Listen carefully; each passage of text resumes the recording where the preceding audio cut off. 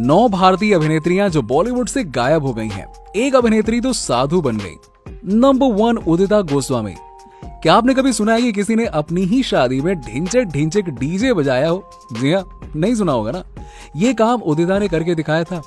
एक टाइम पर गानों में अपने बोल्ड अंदाज से ठुमके लगाने वाली उदिता आज दूसरों को ठुमके लगाने पर मजबूर कर रही हैं, क्योंकि बैक टू बैक 3 डिजास्टर फिल्में देने के बाद उन्होंने अपना सामान समेटा और एलए में शिफ्ट हो गई।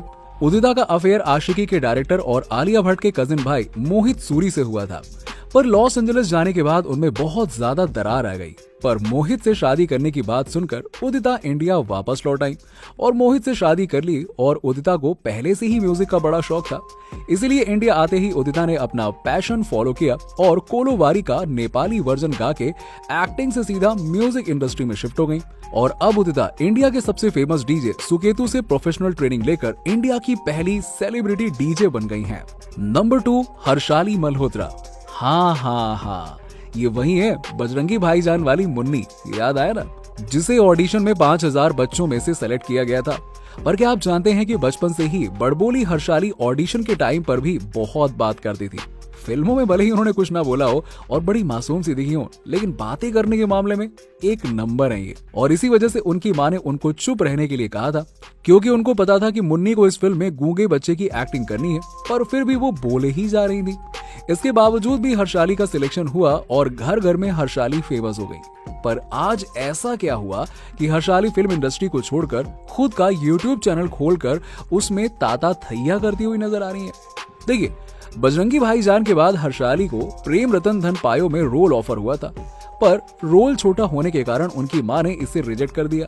और फिर हुआ ये कि उन्हें फिल्में मिलना तो बंद हो गई, और इसीलिए आज हम हर्षाली को पढ़ाई के साथ साथ भरतनाट्यम करते हुए देखते हैं, जिसका फायदा उनको आने वाली मूवीज में जरूर होगा, क्योंकि वो आने वाली फिल्म नास्तिक में दिखाई देने वाली है।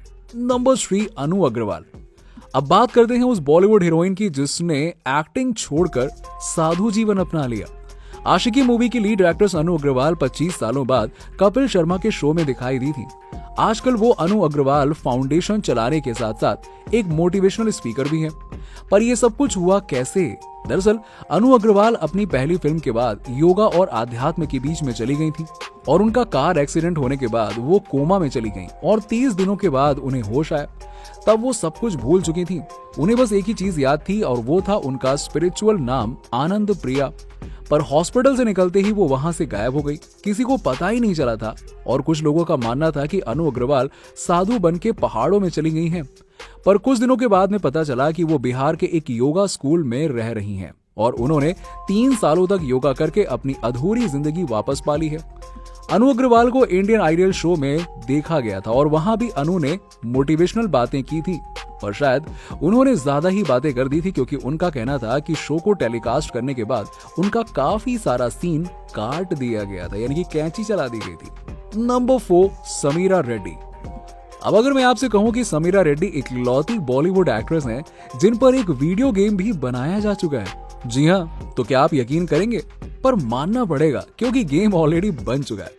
Sameera the street fighter flop movie से परेशान होकर समीरा द स्ट्रीट फाइटर।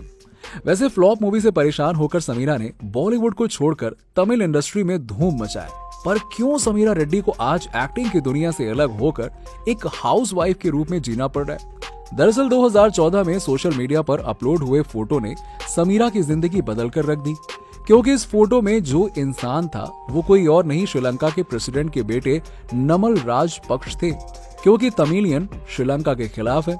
और इसी वजह से ये कंट्रोवर्सी हो गई और समीरा रेड्डी को फिल्म इंडस्ट्री छोड़नी पड़ी और समीरा को बॉयकॉट कर दिया गया। और बैक टू बैक समीरा के तमिल फिल्म करने से बॉलीवुड के दरवाजे तो उनके लिए हमेशा के लिए बंद हो चुके थे।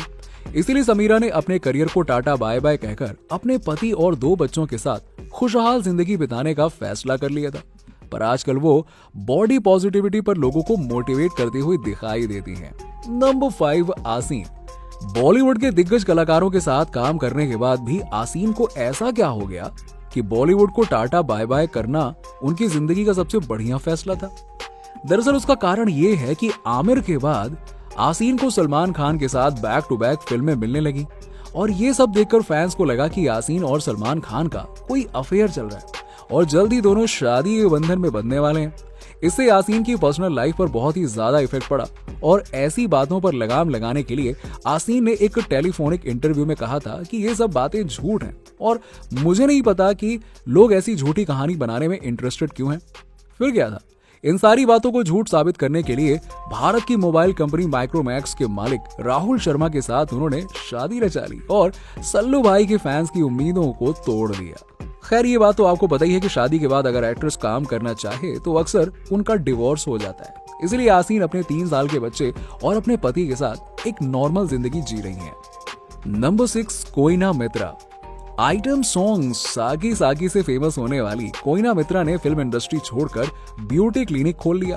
पुराने जमाने की नोरा फतेही स्किन सर्जरी के बारे में इंटरेस्ट दिखाती हैं और ये बात आपको जानकर हैरानी होगी कि इसकी वजह बहुत ही अजीब है, क्योंकि उनकी खुद की स्किन सर्जरी फेल होने के बाद वो महीनों तक घर से बाहर नहीं निकली थी और जब घर से बाहर निकली और लोगों को कोयना के फेस सर्जरी के बारे में पता चला तो कोयना को फिल्में मिलना ही बंद हो गई।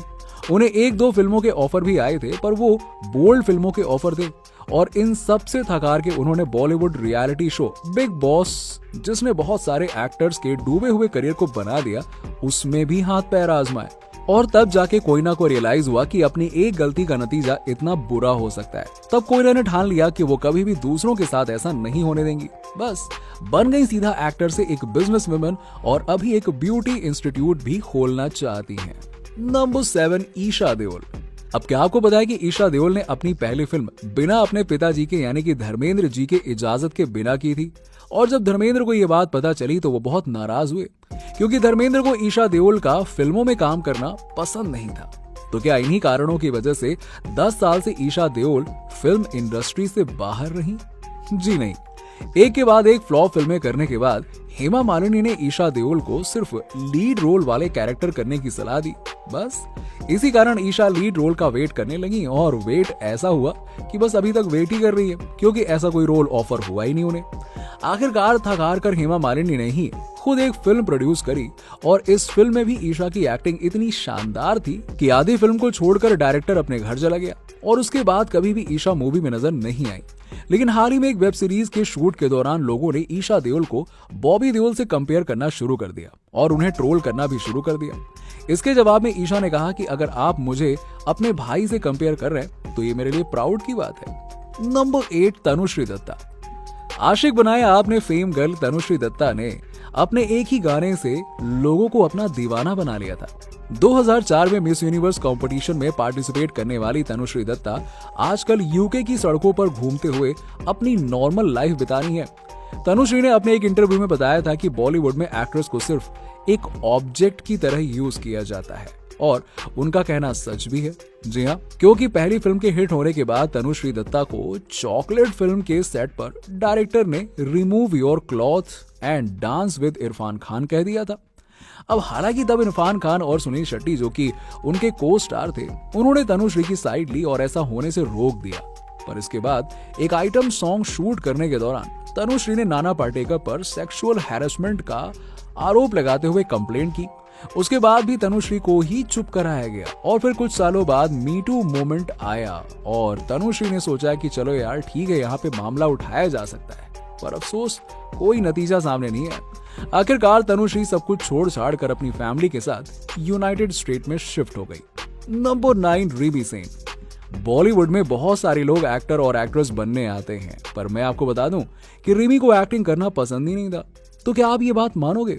पर हाँ, ये बात सच है। पर ऐसा क्यों? देखो, बागवान, हंगामा और धूम जैसी फिल्मों के बाद भी रिमी के पास फिल्मों की लाइन लग गई, पर उन्होंने आई हुई फिल्में रिजेक्ट कर दी, क्योंकि रिमी का मानना था कि वो फैमिली प्रॉब्लम की वजह से एक्टर बन गई थी, जबकि उनके सपने तो कुछ और ही थे। और इसीलिए साल 2016 में रिमी ने अपने खुद का प्रोडक्शन हाउस शुरू किया और एक फिल्म भी प्रोड्यूस की। और हाल ही में एक इंटरव्यू के दौरान उन्होंने कहा कि वो आज भी एक अच्छी स्क्रिप्ट की तलाश में है। पर रिमी इस फिल्म में एक्टिंग करने के लिए नहीं, बल्कि फिल्म को खुद प्रोड्यूस करने के लिए स्क्रिप्ट राइटर ढूंढ रही हैं। खैर, आपको ये वीडियो कैसी लगी नीचे में लाइक और कमेंट्स के जरिए जरूर बताइए और ऐसी ही और भी इंटरेस्टिंग वीडियो के लिए देखते रहिए फिल्मी टॉक, हर उस चीज के लिए जो आप जानना चाहते हैं।